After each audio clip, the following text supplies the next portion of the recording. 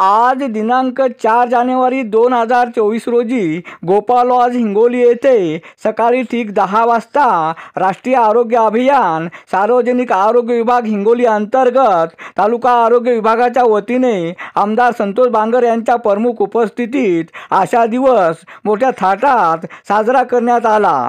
तालुका आरोग्य विभागाच्या वतीने ऑर्केस्ट्राचे आयोजन करण्यात आले होते।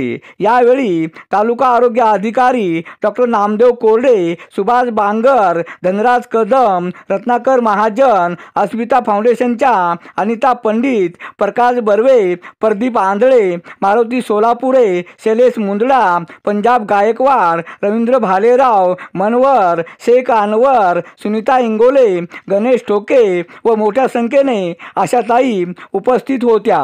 अरुण दिपके, TV7 हिंगोली।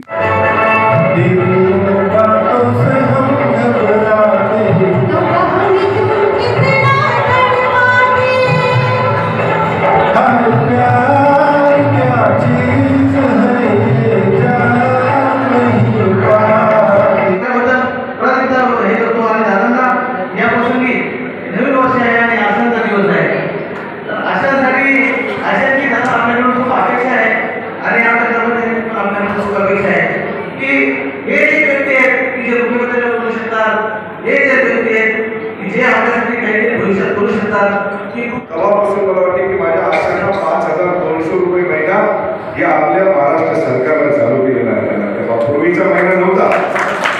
पूर्वीची परिस्थिती अशी होती की काम करायचं आणि त्या कामाच्या मोबदल्यावर मला वाटते की आपल्याला काहीतरी मानधन भेटायचं असं होतं ना।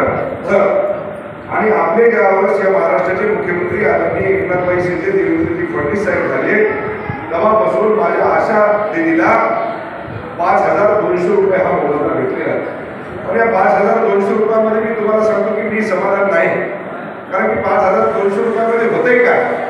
काहीच नाही, शिल्लक तुम्हाला सांगतो। म्हणजे एवढं काही मोठं फुलाची मागणी महाराष्ट्र शासनाने दिलेली, याच्यामध्ये आपल्या पुन्हा ज्या काही मागण्या आहेत मला वाटते की ते निवेदन तुम्ही माझ्याकडे द्या।